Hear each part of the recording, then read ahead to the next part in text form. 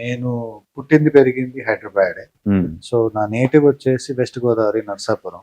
Okay. So అంటే నేను mix లో రీమిక్స్ అనమాట, అటు ఇటు రెండు. సో నేను అంటే మీరు ఆడా ఉంటారు ఈడా ఉంటారు? ఆడా ఉంటా ఈడా ఉంటానంటే 2-3 నెలలకు అటు వెళ్ళి వస్తుంటాను. ఓకే. సో మొత్తం ఎడ్యుకేషన్ గానీ ఇక్కడ చిన్నప్పుడు హైదరాబాద్ పబ్లిక్ స్కూల్లో చదివాను. ఓకే. సో ఎడ్యుకేషన్ అంతా ఇక్కడే జరిగింది, కాలేజ్ అంతా ఇక్కడే.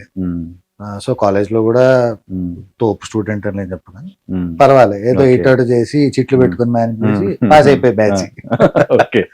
సో సెట్ అయిపోయిన తర్వాత అంటే నాన్నగారు ఏం చేస్తారు? మీరు అక్కడ బ్రాటప్ అక్కడ అంటున్నారు, మరి ఇక్కడ ఇప్పుడు వచ్చారు? నాన్నగారు యాక్చువల్ గా జాబ్ రీత్యా ఇక్కడికే వచ్చారు. నాన్నగారు సెక్రటేరియట్ లో వర్క్ చేసేవాళ్ళు. ఆయన పిఆర్ఓ టు ఎన్టీ రామారావు గారు. సో ఈ విజిట్ టు ద ప్రెస్ అన్నమాట. Okay. Okay. So Nandamuri Taraka Ramarao గారి దగ్గర పిఆర్ఓగా ఉండేవారు.